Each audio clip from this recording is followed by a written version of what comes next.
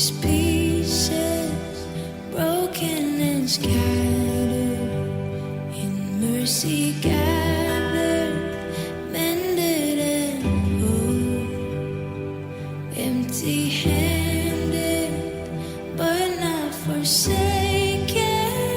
I've been set free, I've been set free. Amazing grace, how sweet the sound that saved a wretch like me. Ooh, I once was lost, but now I'm found. Was blind, but now I see. Oh, I can see it now. Oh, I can see the love in your eyes, laying yourself down, raising up the broken to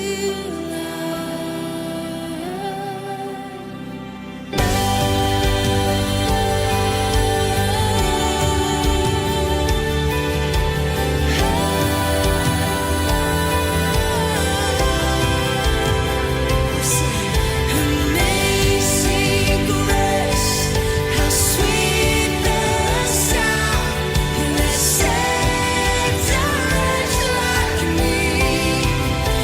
Well, I once was lost, but now I am found.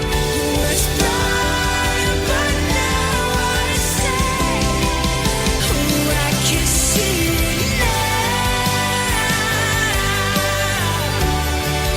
Oh, I can see the love in your eyes, laying yourself down, raising up the broken to life. Oh, I can see it now. Oh, I can see the love in your eyes, laying yourself down, raising up the broken to life.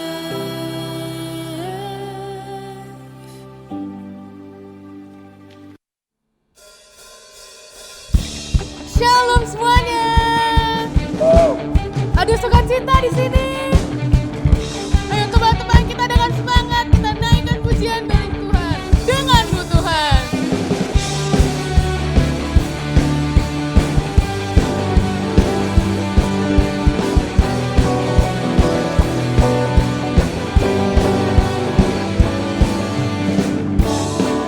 Pernah ku ragu akan kesetiaanmu, pegang hidupku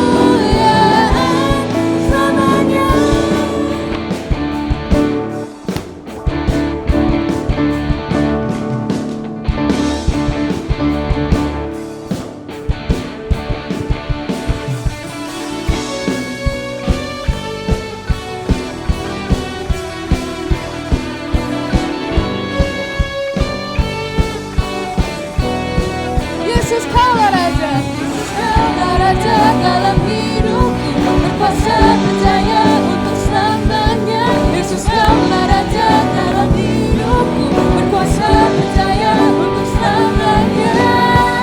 Hanya Kau Tuhan, sumber kekuatan, kuasa-Mu tercurah bagiku senantiasa. Denganmu Tuhan, bukan berjalan, lari ke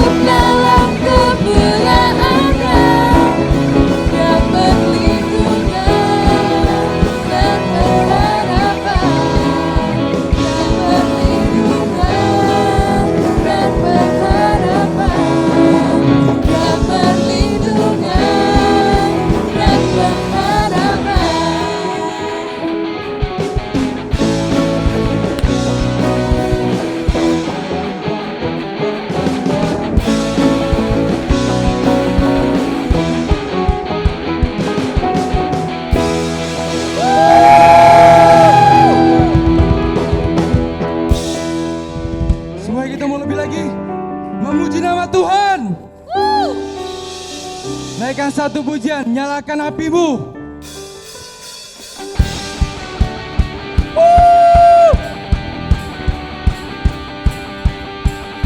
Semua yang di rumah boleh tepuk tangan bareng-bareng.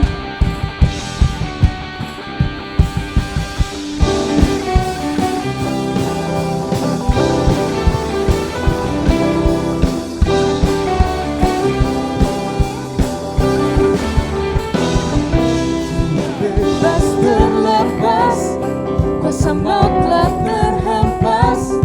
Nama Yesus jawaban, nama Yesus jawaban. Langkah tak terhenti, berlari sampai akhir. Serukan tinggi namanya, serukan ajak namanya. Roh Kudus melekat setiap kami. Pujian mujizat terjadi, mengalir kuasa-Mu, nyalakan api-Mu, ku nyanyi oh oh oh oh oh oh oh, tercurah kuasa-Mu, nyalakan api-Mu, ku nyanyi oh oh oh oh oh, keajaiban terjadi.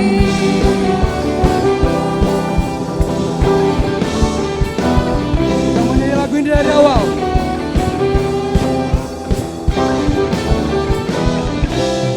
Bebas terlepas, kuasa maut telah terhempas.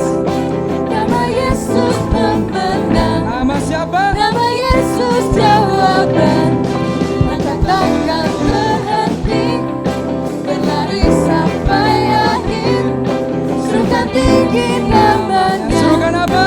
serukan ajak namanya. Roh Kudus mengatar setiap kami. Langkah pujian mujizat terjadi, mengalir kuasa-Mu, nyalakan api-Mu, ku nyanyi oh oh oh oh oh oh, tercurah kuasa-Mu, nyalakan api-Mu, ku nyanyi oh oh oh oh, keajaiban terjadi.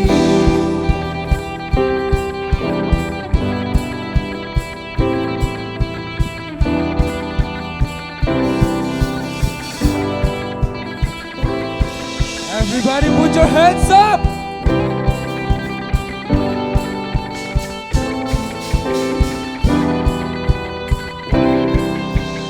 Mari kita sama-sama bersorak.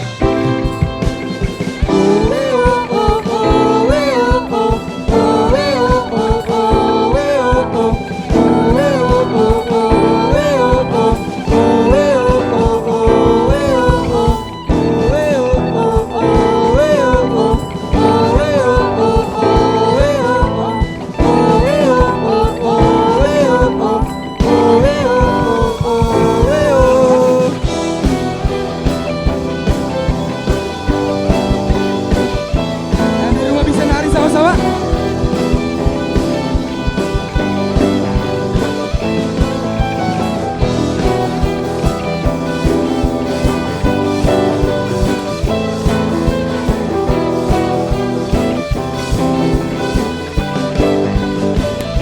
Katakan Roh Kudus. Roh Kudus membakar setiap kami.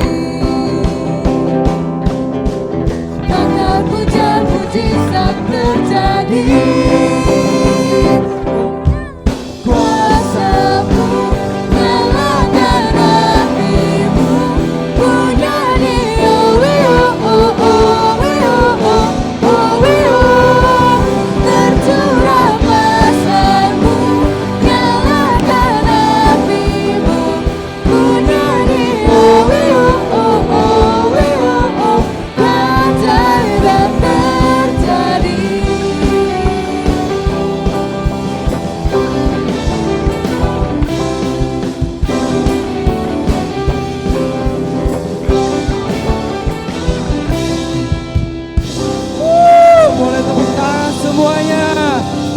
Tuhan.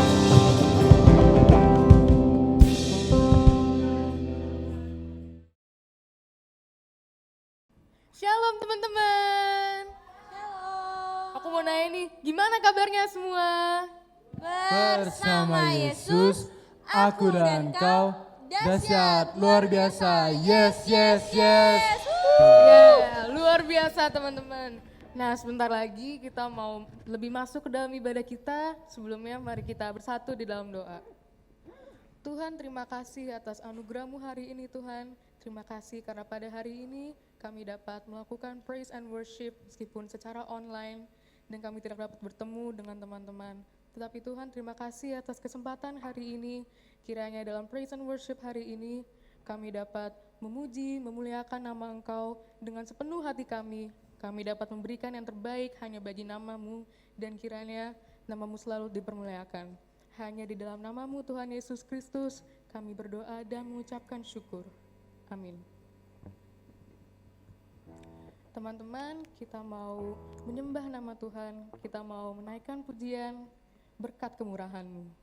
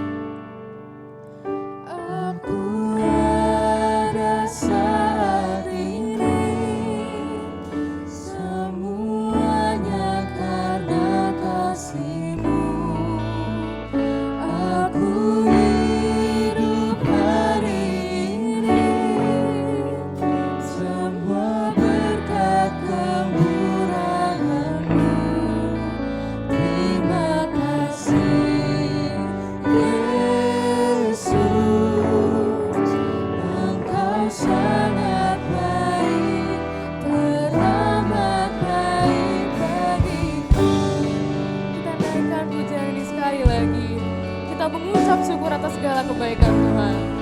Kau hiasi kehidupanku. Hiasi kehidupanku dengan kemurahan-Mu. Kau rancangkan masa depanku penuh dengan harapan. Aku ada saat ini, semuanya karena kasih-Mu. Aku hidup hari ini, semua berkat kemurahan-Mu. Terima kasih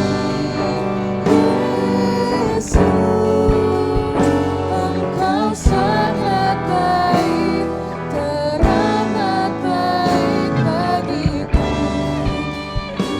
Teman-teman, kita lihat kehidupan kita 1,5 tahun ke belakang, masa-masa yang sulit. Tapi teman-teman ingat, Tuhan selalu ada untuk kita.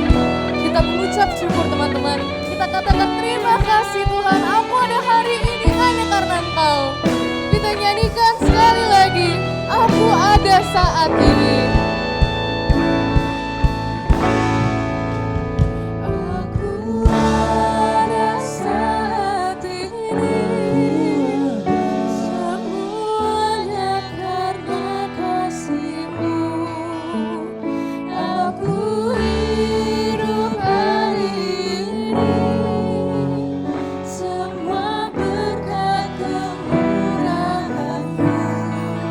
Terima kasih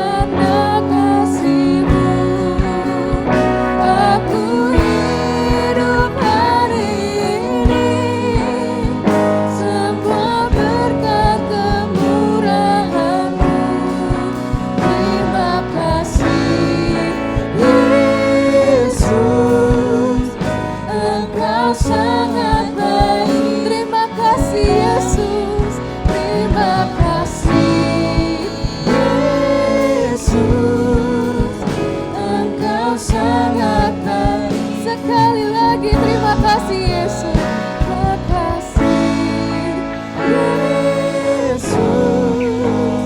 Engkau sangat baik, teramat baik bagiku.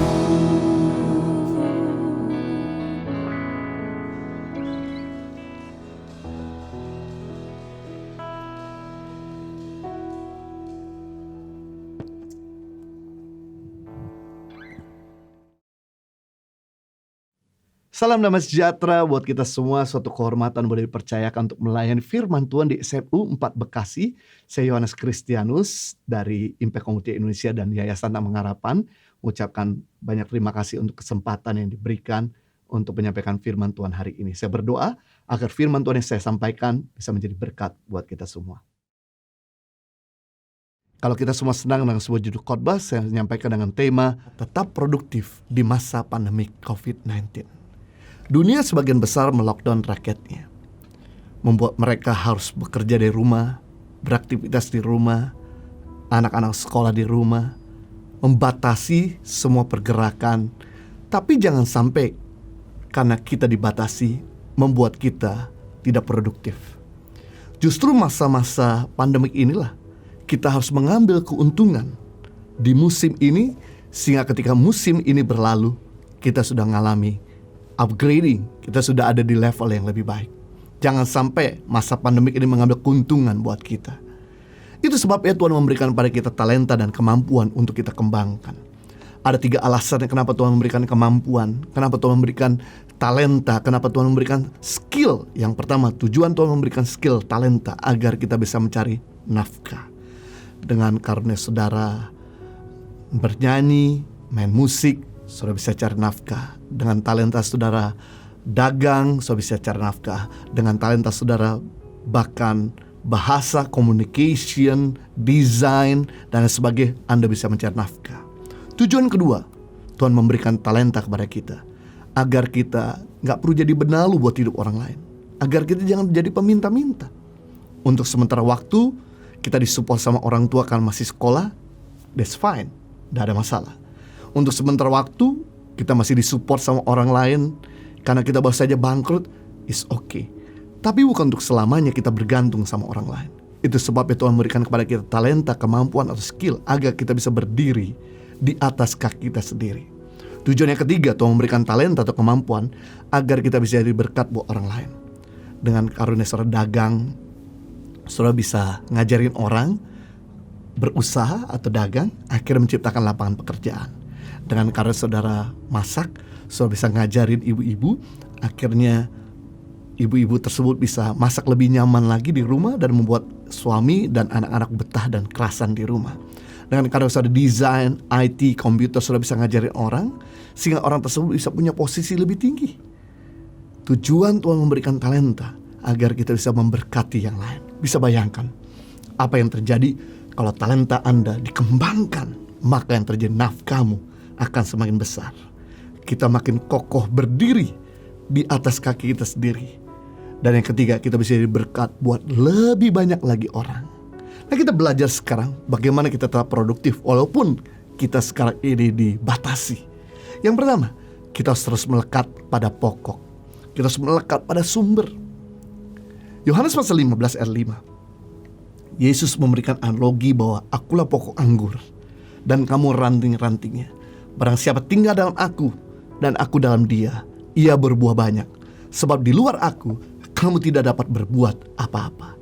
Yesus mengajarkan sebuah analogi bahwa dialah pokoknya dan kitalah carangnya. Dialah sumbernya, kita rantingnya. Memang yang didekati burung, makhluk hidup ada ranting. Karena ranting berbunga, berbuah, berdaun. Tapi seandainya ranting tersebut merasa bahwa dia bisa berdiri tanpa sumber, dia lepas daripada pokok ya, maka ranting tersebut lama-kelamaan akan kering dan segera mati. Namun sebaliknya, sekalipun ranting itu gundul, gak produktif, tapi kalau dia dicangkokkan pada sumber, maka ranting tersebut akan produktif, berbunga, berbuah, dan berdaun. Mungkin Anda merasa bahwa saya lahir dari keluarga tidak berada, Saya bukan orang yang fasih bicara, saya bukan orang yang pintar di generasi, tapi saya beritahu, selama engkau nempel pada sumber yang tepat, maka engkau akan tetap produktif. Sebaliknya, mungkin Anda merasa bahwa Anda adalah orang yang mampu, Anda dilahirkan dari keluarga yang berada, Anda fasih bicara, Anda mungkin merasa bahwa Anda pintar, Anda tidak butuh Tuhan, maka lama-kelamaan Anda tidak lagi jadi produktif. Kita bisa melihat di dalam Alkitab, ada begitu banyak tokoh-tokoh di mana latar belakang mereka adalah orang-orang yang punya latar belakang buruk. Mereka bukan orang-orang yang hebat. Mereka adalah orang-orang yang punya karakter bahkan parah. Tapi karena kedekatan pada sumber yang tepat, yaitu Tuhan, membuat mereka menjadi orang-orang yang berubah, membuat mereka jadi orang-orang yang powerful, menjadi orang-orang yang dipakai Tuhan. Saya teringat dengan Yusuf, dibesarkan dari keluarga disfungsional.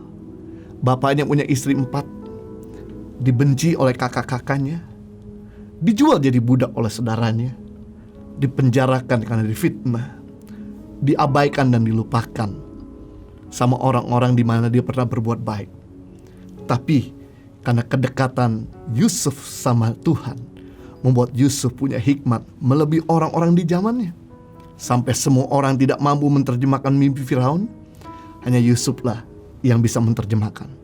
Biasanya lulusan S3, S2, S1 yang jadi Perdana Menteri. Tapi Yusuf dibatasi, tidak sempat kuliah, ada dalam penjara, bahkan ngalami pasar budak, sumur kering, bahkan juga difitnah, dipenjarakan. Tapi kedekatan Yusuf sama Tuhan membuat Yusuf tetap produktif, menjadi Perdana Menteri atas negara dikuasa, itu Mesir. Berikutnya adalah Musa. Siapa dia? Anak budak Yahudi, mantan pembunuh, tidak fasih bicara.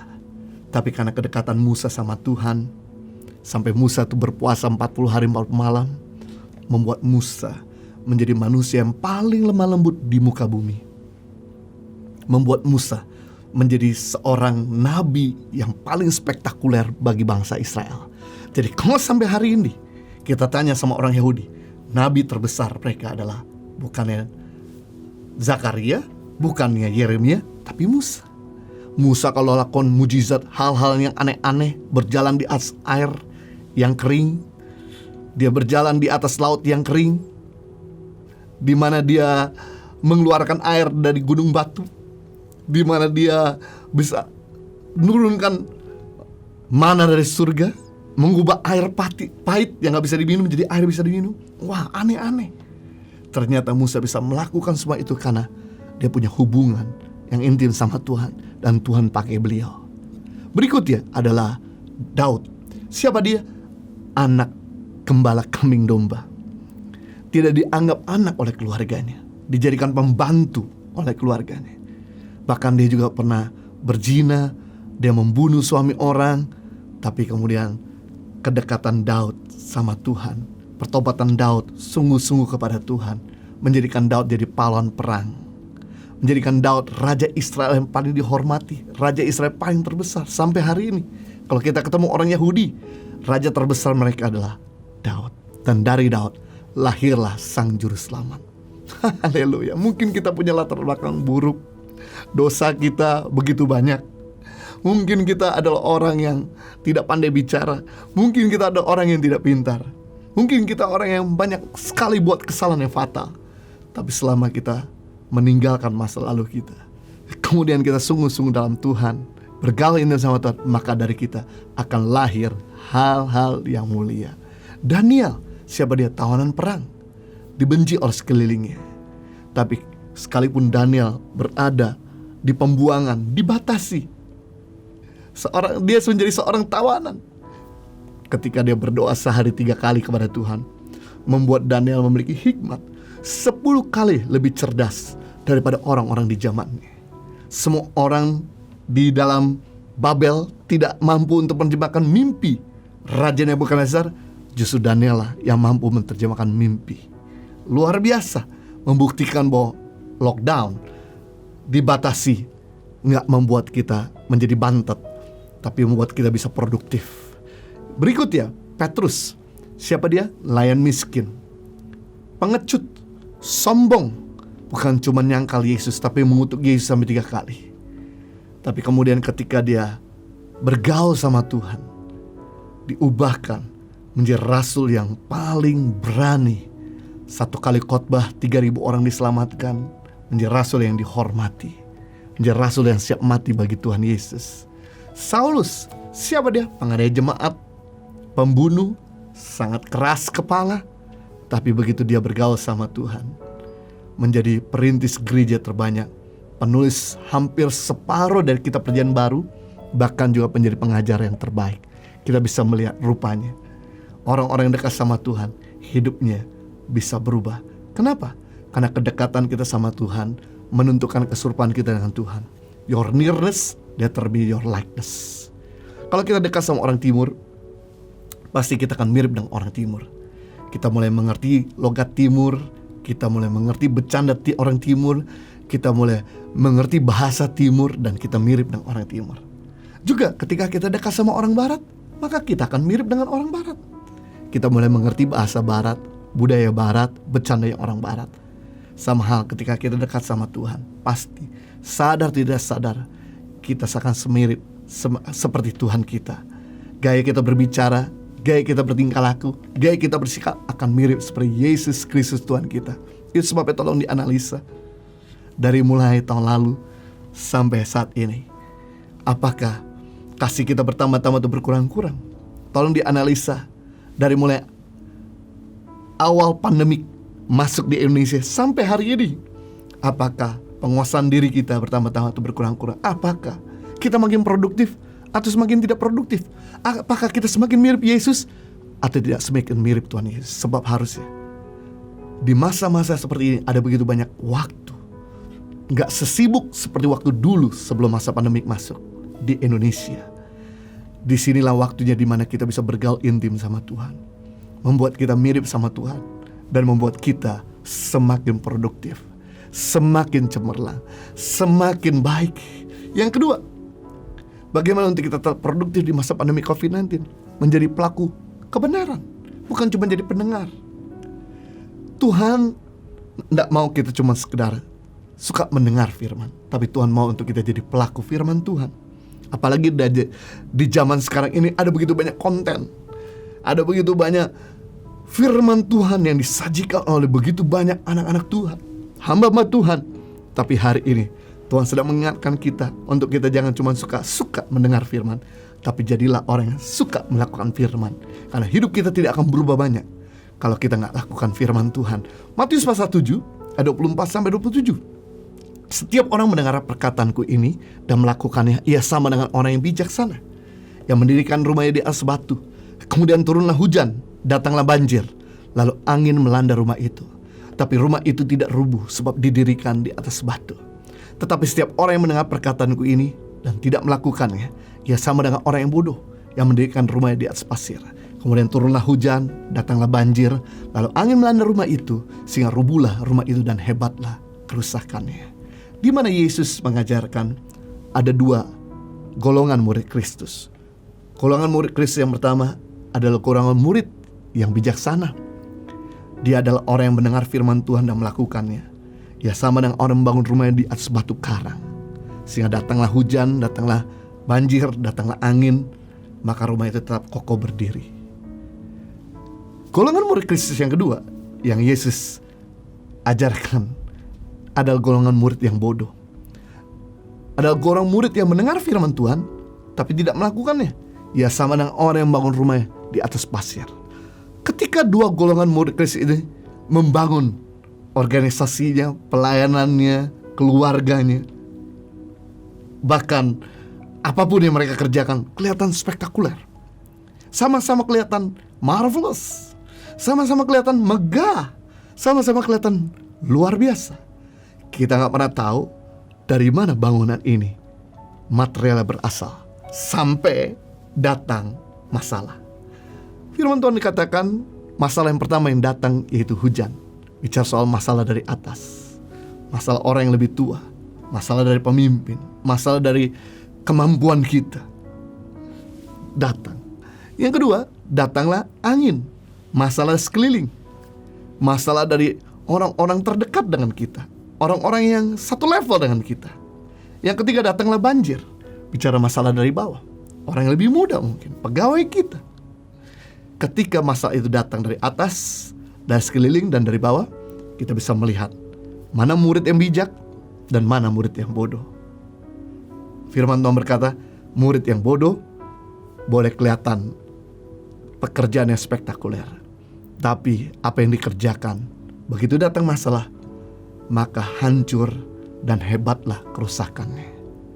Kita gak pernah tahu kapan masalah itu datang, karena masalah gak pernah diundang, dia selalu datang. Yang kita perlu lakukan, pastikan kita membangun rumah tangga, usaha, karir, pelayanan kita di atas batu karang. Mungkin saja vaksin COVID-19 ditemukan. Kenapa disebut COVID-19? Karena muncul di tahun 2019. Bisa saja nanti COVID-35 muncul lagi, COVID-45 bisa keluar lagi. Di dunia, masalah akan selalu datang. Yang kita perlu lakukan adalah gak usah pusing masalah itu mau datang. Dia bisa datang apa saja, selama kita membangun rumah tangga kita, pekerjaan kita, karir kita, usaha, pelayanan kita di atas batu karang, maka kita akan tetap kokoh dan solid. Hari-hari ini kita melihat ada begitu banyak organisasi, perusahaan, bahkan anak-anak Tuhan yang mengalami chaos karena mereka salah membangun. Mereka membangun hanya untuk kelihatan keren, pengen cepat, agar kelihatan hebat, tapi mereka bukan jadi pelaku kebenaran firman Tuhan. Kalau kita cuma tahu firman dan tidak melakukan, terus terang, iblis pun jauh lebih hebat. Dia usianya lebih panjang dari kita, lebih dari 6.000 tahun hidup di muka bumi ini. Dari malaikat di surga yang dibuang. Cuman masalahnya adalah iblis itu tahu firman tapi tidak melakukan firman. Kalau kita cuma tahu firman tidak melakukan, wow, gak ada bedanya sama si jahat itu. Itu sebabnya kita perlu belajar hari ini, jangan cuma jadi pendengar firman, tapi jadi pelaku firman. Karena gak ada orang yang kebal sama dosa. Orang-orang hebat dalam Alkitab bisa jatuh. Lucifer, malaikat termulia di surga, bisa jatuh dalam dosa. Adam, orang tersuci di dunia, bisa jatuh dalam dosa. Simpson, orang terkuat di dunia, bisa jatuh juga dalam dosa. Raja Salomo, orang terkaya di dunia pun bisa jatuh dalam dosa. Raja Salomo, orang paling bijaksana, penulis kitab Amsal, juga bisa jatuh dalam dosa. Daud, orang paling rohani di dalam Alkitab, juga bisa jatuh dalam dosa. Bayangkan, yang termulia, tersuci, terkuat, terkaya, paling bijaksana, yang paling rohani bisa jatuh. Apalagi kita. Mau gak mau kita hari-hari ini harus mendisiplinkan diri kita. Bukan cuma jadi pendengar, tapi jadi pelaku firman Tuhan. Kenapa? Karena kehidupan kita gak berubah banyak kalau kita gak lakukan firman. Ada begitu banyak orang percaya. Saya bisa ngalami open heaven, surga terbuka, langit terbuka, tapi disuruh mengampuni gak mau. Tahukah kata mengampuni artinya melepas? Kata tidak mengampuni artinya menahan. Berarti kalau kita melepaskan pengampunan, surga akan melepaskan anugerah. Tapi waktu kita menahan pengampunan, surga akan menahan anugerah. Kenapa langit berubah di tembaga, tanah berubah di besi? Apa yang kita kerjakan tidak ada hasil, apa yang kita doakan tidak pernah terjadi, karena kita tidak jadi pelaku firman Tuhan. Kehidupan kita akan berubah waktu kita bukan cuma jadi pendengar, tapi melakukan firman. Haleluya. Berikutnya, ada begitu banyak orang percaya saya bisa ngalamin financial upgrade, tapi disuruh nabur upgrade nggak mau. Gimana mungkin? Filosofinya adalah kalau kita nggak pernah nabur, kita nggak akan pernah nuai. Filosofinya adalah semakin kita banyak menanam, semakin kita bisa menarik. Sedikit kita nanam, sedikit kita bisa menarik. Seperti mesin dalam sebuah ATM. Kita nggak akan pernah narik uang di mesin ATM kalau kita nggak pernah deposit. Dan kita tidak akan pernah narik uang banyak di mesin ATM kalau kita nggak pernah nanam banyak. Sama halnya, kalau engkau pengen ngalamin finance upgrade di bulan ini, di tahun ini, mari nabur upgrade. Harusnya di tahun lalu atau di bulan lalu. Berarti kalau Anda pengen menuai upgrade di bulan depan dan tahun depan, mari nabur upgrade mulai hari ini. Karena kita nggak mungkin bisa menang upgrade kalau kita nggak pernah belajar menang upgrade. Pemberian kita selalu sama, dari minggu ke minggu, dari bulan ke bulan, dari tahun ke tahun. Kehidupan kita tidak akan berubah banyak kalau kita nggak jadi pelaku. Sama, ada begitu banyak orang percaya saya bisa kurus di tahun ini, tapi disuruh puasa, disuruh diet, disuruh exercise, disuruh detox, nggak mau. Bagaimana mungkin itu bisa terjadi kalau kita nggak pernah lakukan sesuatu? Hari ini kita belajar untuk bisa produktif dan kuat di masa-masa yang tidak bersahabat.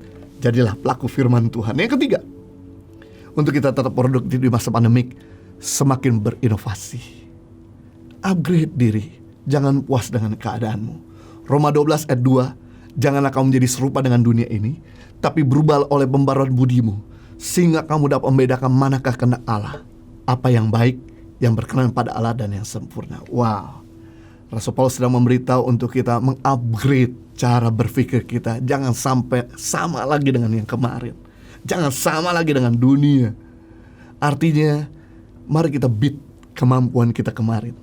Mari kita taklukkan keberhasilan kita minggu lalu. Mari kita kalahkan kemenanganmu bulan lalu. Mari kita bisa kalahkan keberhasilan kita di tahun yang lalu. Kenapa? Karena yang canggih kemarin, hari ini belum tentu canggih. Yang mulia bulan lalu, hari ini belum mulia. Yang 5 tahun lalu paling jaya, hari ini belum tentu jaya. Karena akan muncul yang lebih baru lagi, seperti handphone di tangan kita. Yang paling canggih hari ini, 5 tahun lagi belum tentu canggih. Jadi musuh terbesar dalam kehidupan kita bukan orang di sebelahmu.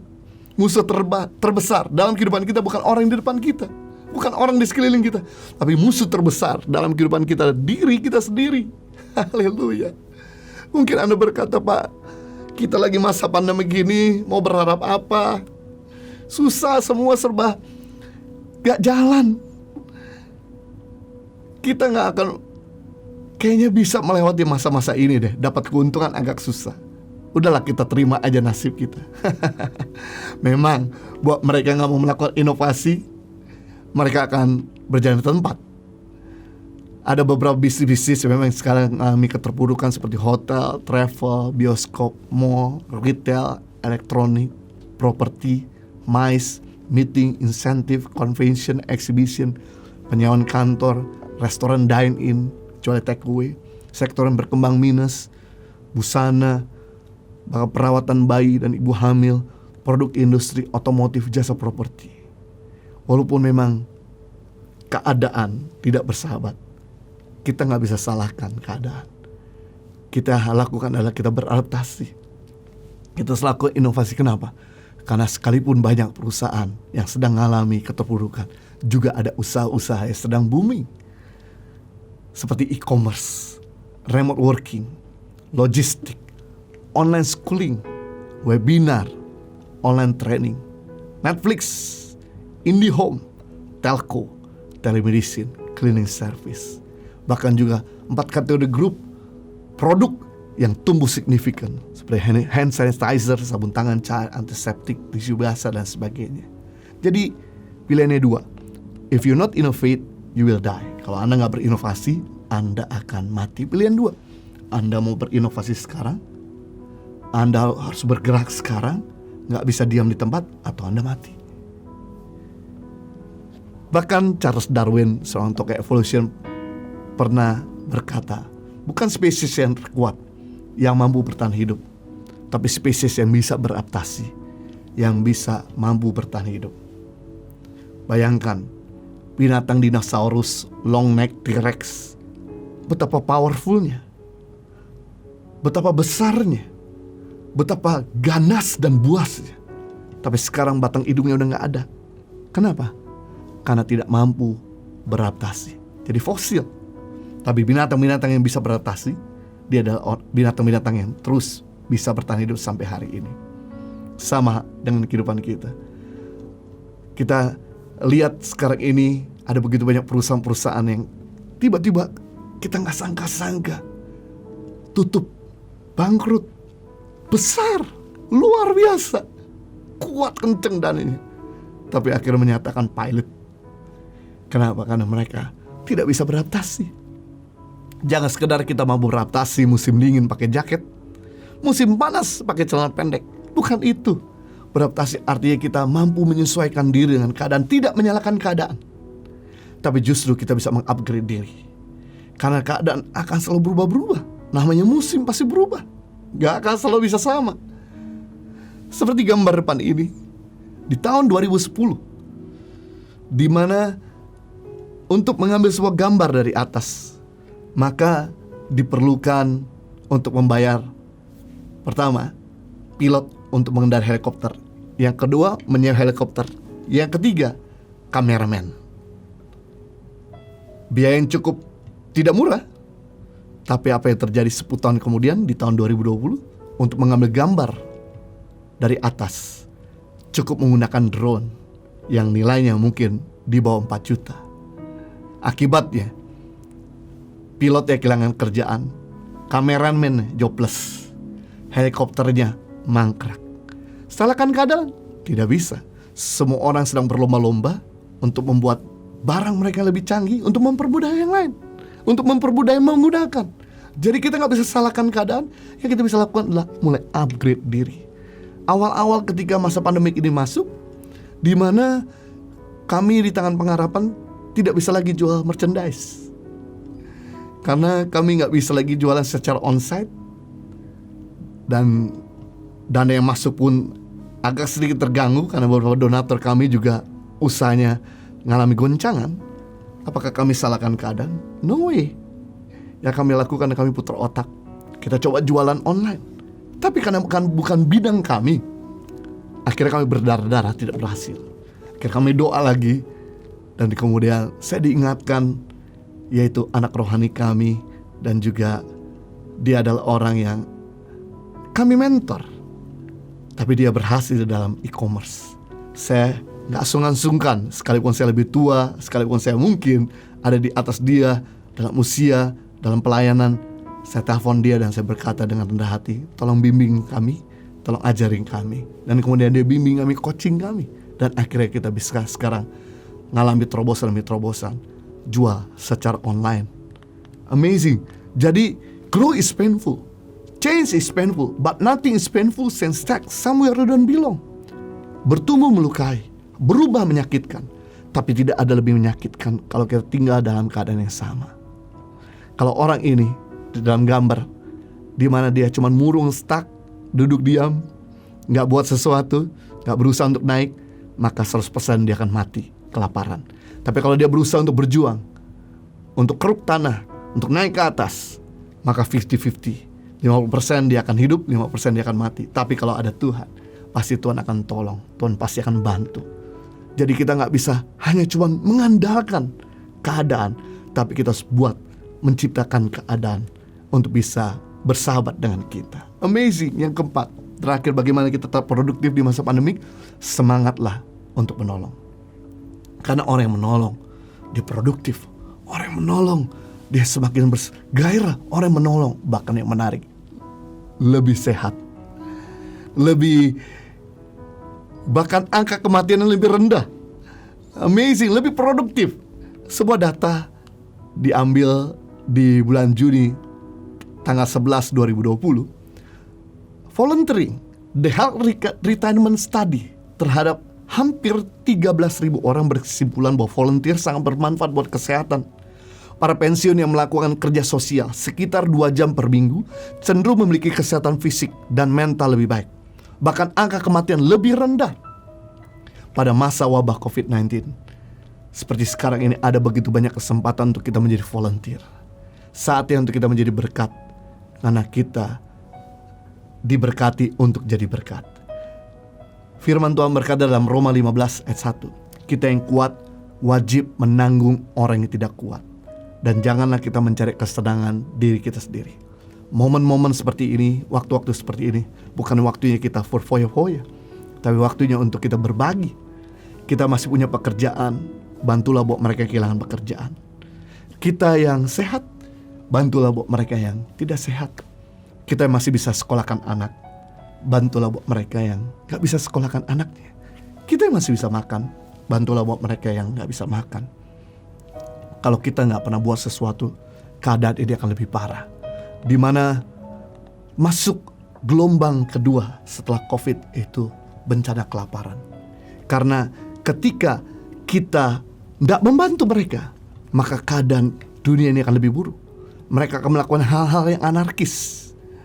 Di mana saya teringat beberapa waktu yang lalu ada seorang bapak-bapak yang digebukin karena dia ketangkap mencuri laptop dan kemudian dimasukkan di dalam kantor polisi dan dipukuli juga di sana. Waktu ditanya, kenapa kamu mencuri laptop? Karena sejak masa pandemik anak saya harus sekolah lewat komputer, lewat online. Saya gak punya uang untuk membelikan laptop. Itu sebabnya saya mengambil laptop ini. Satu sisi bahwa bapak ini berjuang supaya bisa sekolahkan anaknya, tapi satu sisi dia gak punya uang. Itu sebabnya dia melakukan hal-hal yang anarkis. Bapak, ibu, dan sahabat saya, kalau kita mau hidup tenang di negara ini, hidup damai di kota kita, mari sekarang waktunya untuk kita membantu, menolong. Sebab gelombang yang kedua yang terjadi selain pandemik, yaitu gelombang kelaparan. COVID-19 pandemik berpotensi menyebabkan 250 juta manusia mengalami kelaparan. Bila tidak ada upaya yang serius, dikhawatirkan 30 juta dari mereka yang mengalami kelaparan akan meninggal dunia. Jumlah ini jauh lebih besar dibandingkan kematian akibat COVID-19 itu sendiri. Bahkan hari-hari ini di Jepang, angka bunuh diri lebih tinggi daripada angka orang yang kena COVID-19.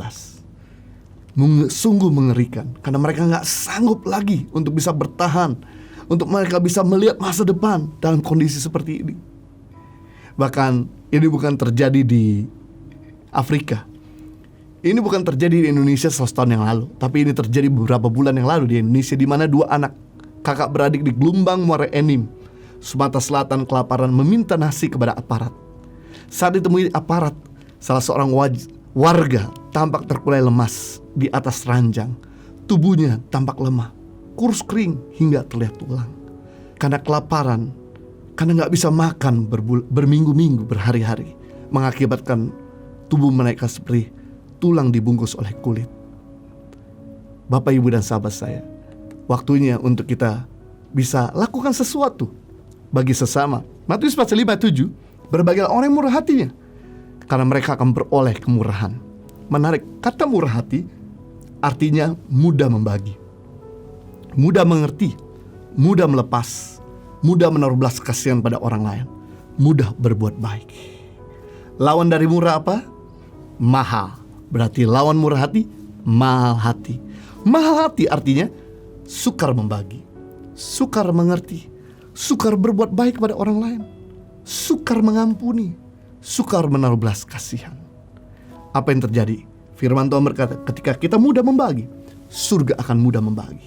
Tapi ketika kita sukar membagi, surga akan sukar membagi. Berarti kesimpulannya, jaminan keamanan finansial di musim krisis, belajarlah murah hati. Jaminan keamanan secara keuangan di musim paceklik, di musim tidak bersahabat, yaitu murah hatilah. Karena orang yang murah hati beroleh kemurahan.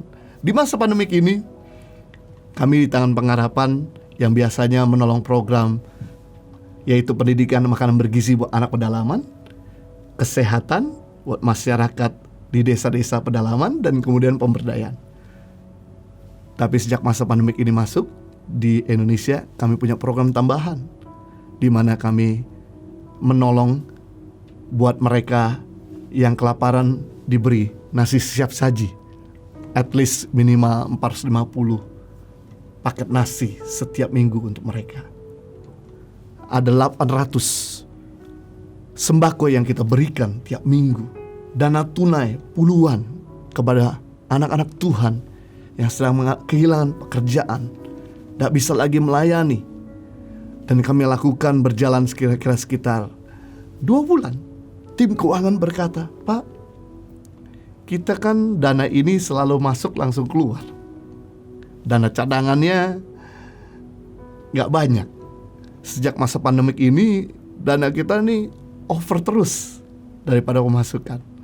Ini akan mengganggu kalau kita teruskan untuk dana pendidikan anak-anak di pedalaman. makanan bergizi mereka dan sebagainya. Dana kita sisa 2 minggu lagi. Apakah kita lanjutkan untuk bagi-bagi sembako, nasi siap saji, dana tunai? Kalau kita lanjutkan, maka yayasan ini akan berhenti, gak bisa lagi jalan. Saya doa dan kemudian Tuhan tunjukkan jalan.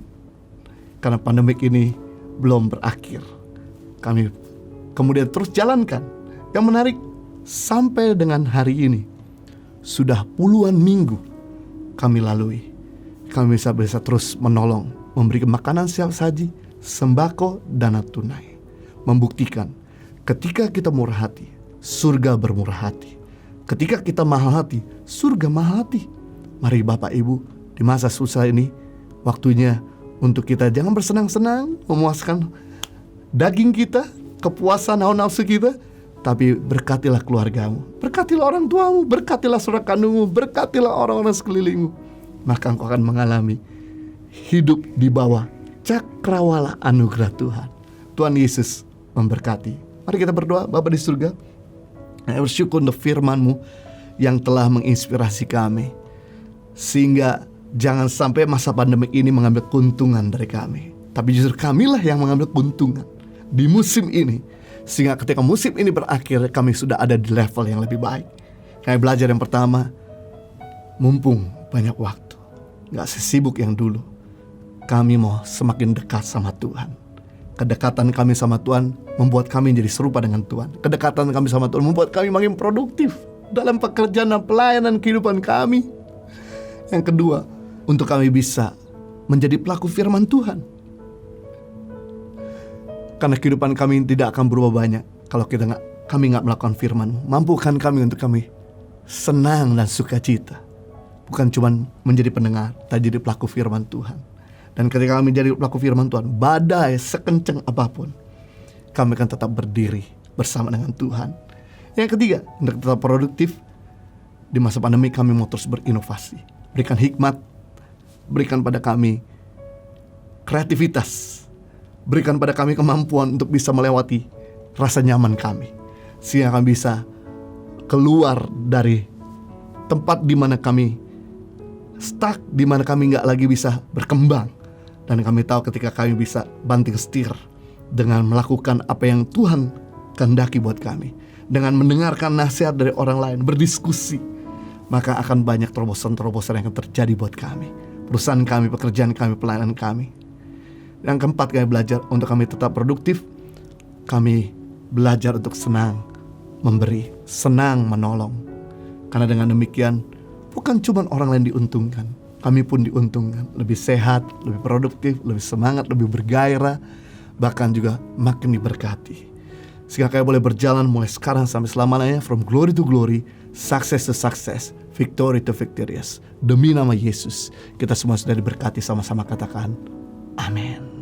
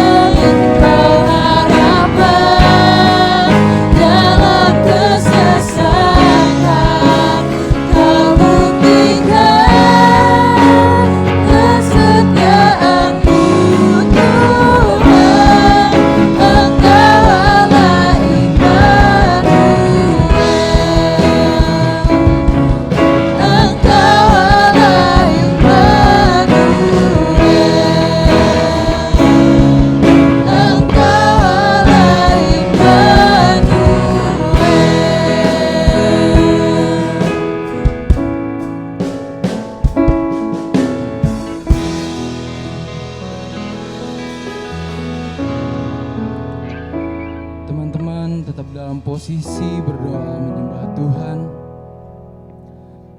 Tutup mata. Sekali lagi kita mau sembah Tuhan sama-sama. Kita mau tinggikan namanya, kita mau berterima kasih sama Dia. Oh, terima kasih Tuhan. Oh, haleluya, haleluya,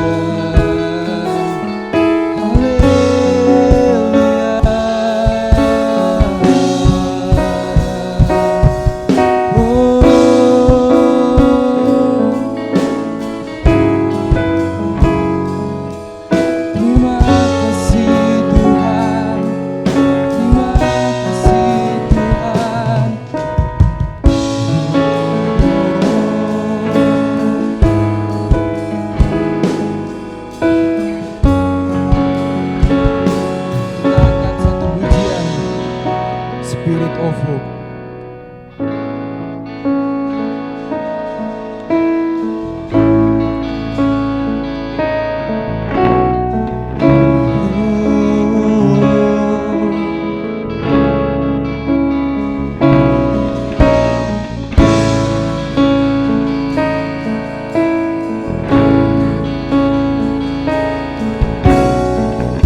Jesus, I worship you.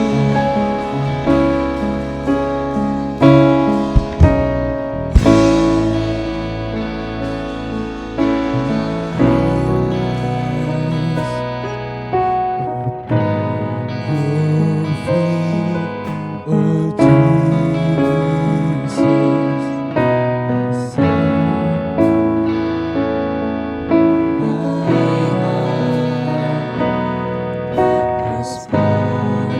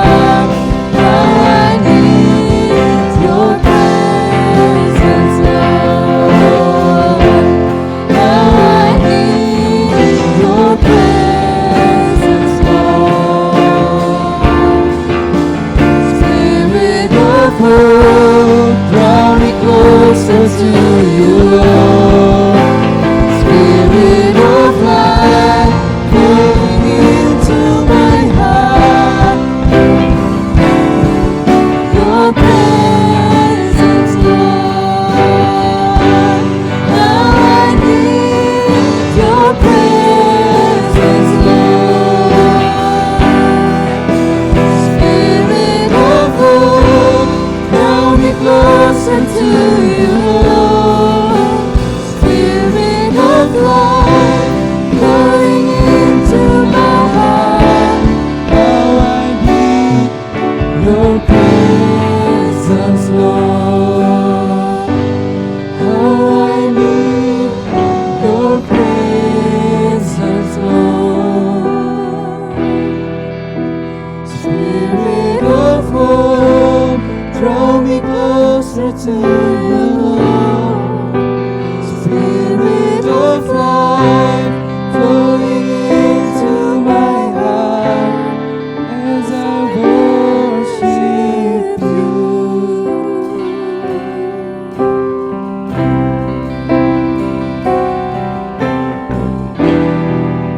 As I worship you, my Lord.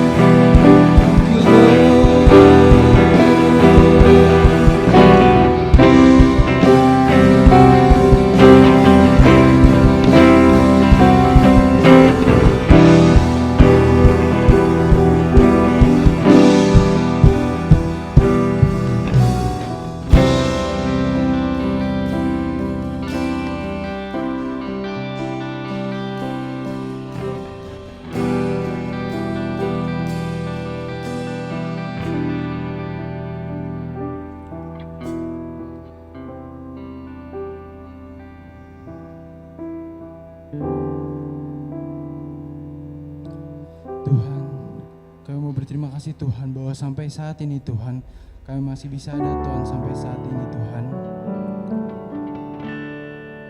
Semua itu berkat kebaikan-Mu Tuhan kepada kami Tuhan sampai saat ini Tuhan.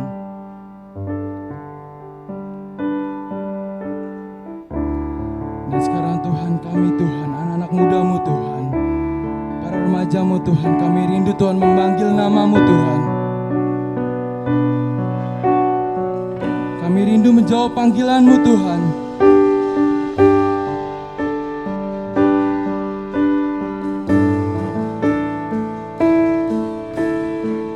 Kami rindu melihat wajah-Mu Tuhan.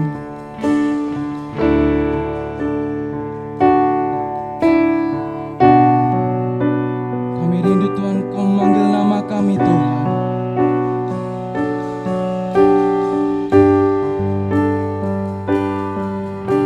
Biarkan Tuhan kali ini kami Tuhan datang kepadamu Tuhan.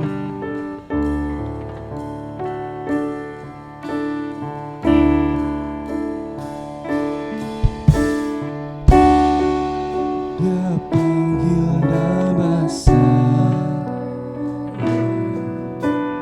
juga Dia panggil namamu. Dengar Dia panggil nama saya, juga Dia panggil namamu. Sekali lagi dengar. Dengar Dia panggil nama saya, juga Dia panggil namamu.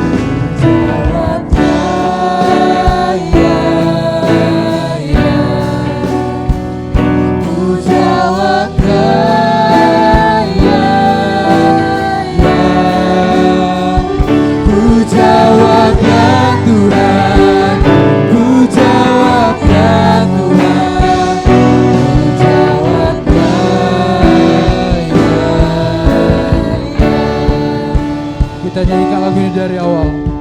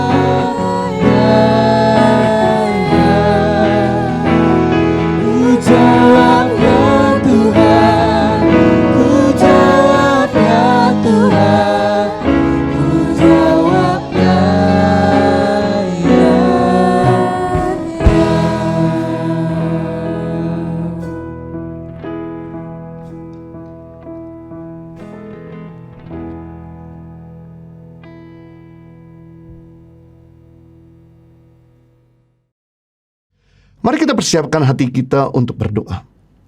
Bapa di surga, kami bersyukur untuk ibadah Tuhan telah menyertai. Dari awal, pertengahan, sampai akhir. Segala kemuliaan bagi Tuhan. Kami berdoa buat umat-Mu yang sakit, biar Engkau boleh sembuhkan. Bilur-bilur-Mu menjamah mereka. Kuasa darah Yesus boleh memulihkan fisik mereka. Yang mungkin saat ini mereka masih belum sehat. Kalau tabib segala tabib, kalau dokter segala dokter, Kau boleh menjamah mereka. Dari ujung kepala hingga ujung kaki. Ada mujizat kesembuhan terjadi. Dan buat umat-Mu yang sedang membutuhkan segala sesuatu yang diperlukan untuk kehidupan ini, untuk bahkan masa depan mereka, biar Engkau boleh menyediakan. Engkaulah Tuhan yang tidak pernah gagal. Engkau Tuhan yang tidak pernah tinggal diam. Engkau adalah Tuhan yang selalu memperhatikan anak-anak-Mu. Buat mereka sedang dalam keadaan kesesakan, berikan kelegaan. Kuatkan iman mereka yang sedang bergumul. Teguhkan untuk mereka terus berjalan bersama dengan Tuhan. Dan Kau nyatakan kebesaran kemuliaan-Mu buat mereka. Dan bahkan rumah tangga mereka, Tuhan juga boleh jagai, sertai, berkati. Sehingga anak-anak boleh studinya berhasil, mereka punya keluarga boleh menjadi keluarga yang jadi teladan. Bahkan mereka punya rumah tangga yang saat ini sedang ada di ambang perceraian. Tuhan bantu, Tuhan tolong, Tuhan selamatkan demi nama Yesus. Kami juga berdoa buat bangsa kami Indonesia. Biar Tuhan menjaga dan melindungi dari orang-orang yang tidak bertanggung jawab, dari bencana alam. Demi nama Yesus kami ucapkan shalom atas Indonesia, dari Sabang sampai Merauke, dari Miangas sampai Rote, demi nama Tuhan Yesus. Juga buat mereka yang kena korban bencana alam, biar Tuhan hiburkan, Tuhan berkati, Tuhan boleh pulihkan, dan bahkan Tuhan boleh kembalikan apa yang telah hilang. Demi nama Yesus, Tuhan boleh hiburkan mereka. Juga kami memberkati buat pemerintah bangsa kami, agar mereka diberikan kebijaksanaan dan takut akan Tuhan untuk menjalankan roda pemerintah ini dengan adil dan dengan benar. Terima kasih juga untuk setiap donatur yang telah memberikan persembahan untuk pekerjaan Tuhan di Impact Community Indonesia. Bahkan juga memberikan donasi untuk mereka yang membutuhkan pada masa COVID-19 ini.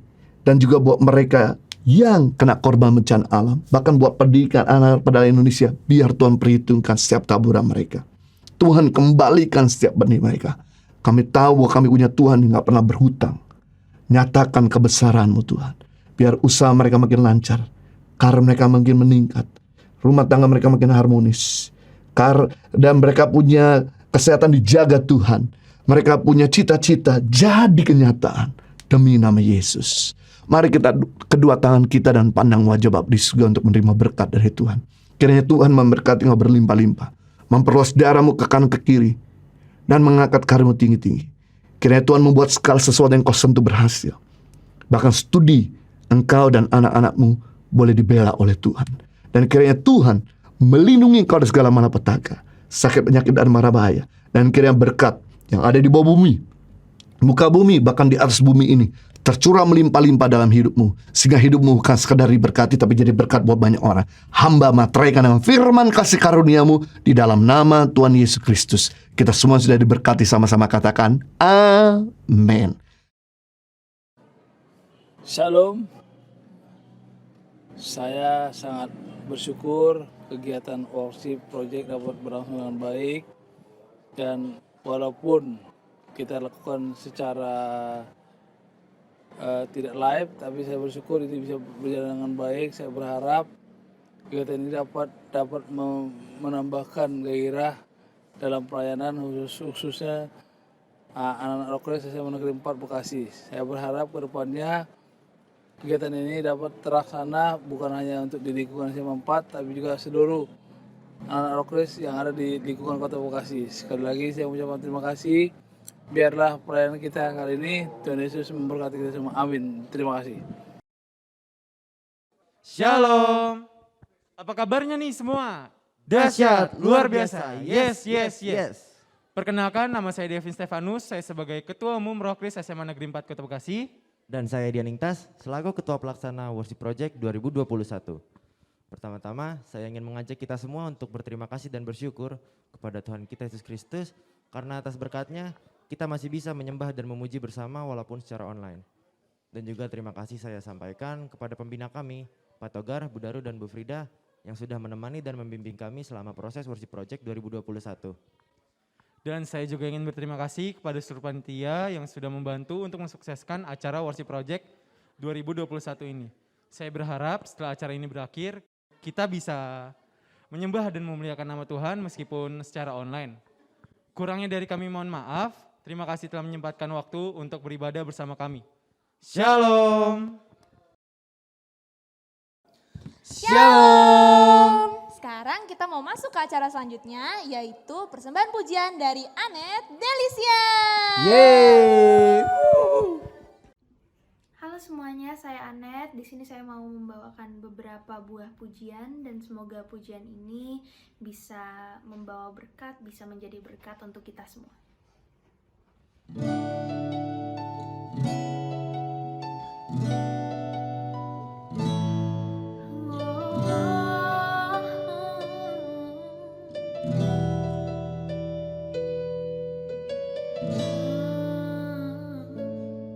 Saat ku hancur hati, ku datang padamu.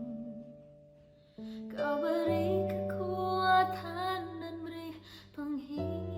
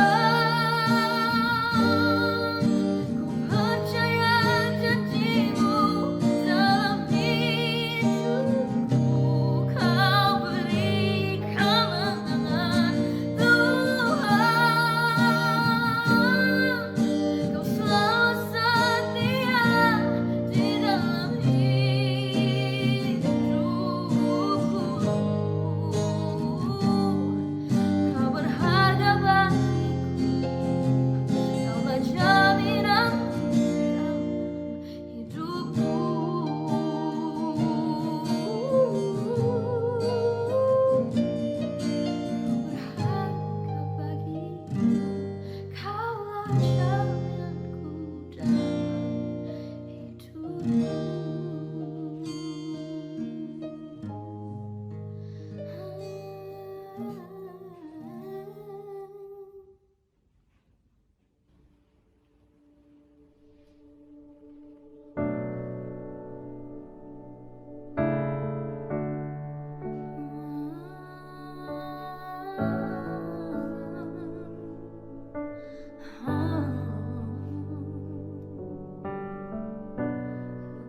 me out upon the waters, the great unknown, where feet may fail, and there find you in the mystery, in oceans deep. My faith will stand, and I will call upon your name, and keep my eyes above the waves. When oceans rise, my soul rests in your embrace. For I am yours, and you are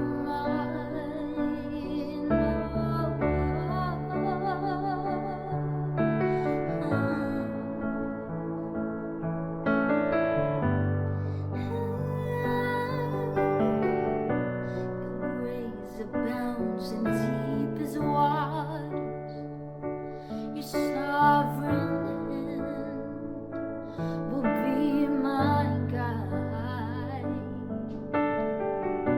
Where feet may fail and fear surrounds me, you never failed, and you won't start now.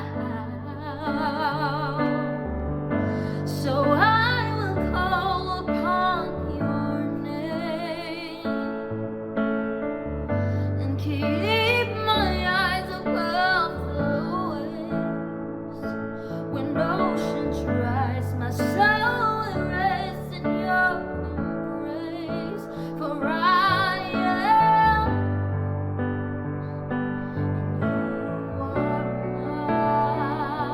and you are mine.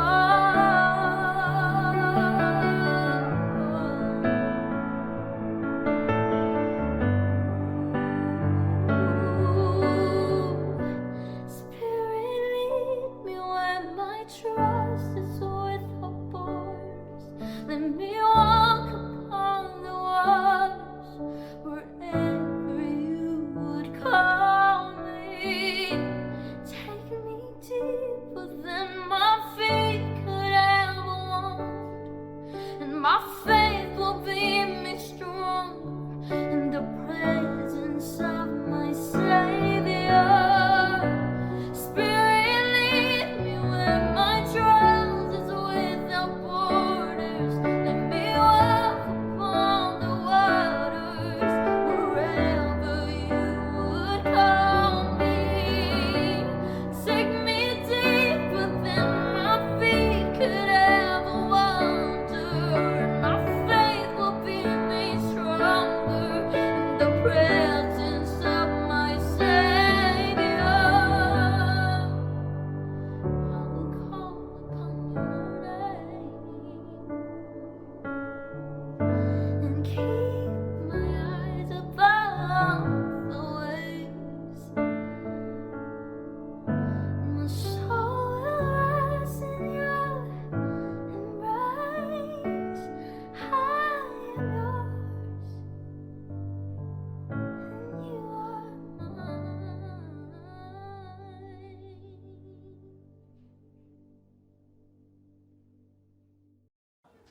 Gimana nih penampilan dari Anet? Bagus kan? Bagus dong.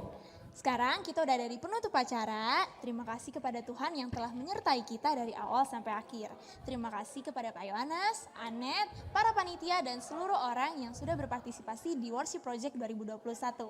Sampai Jumpa jumpa di di Worship Worship Project Project selanjutnya. selanjutnya. Dadah! Dadah.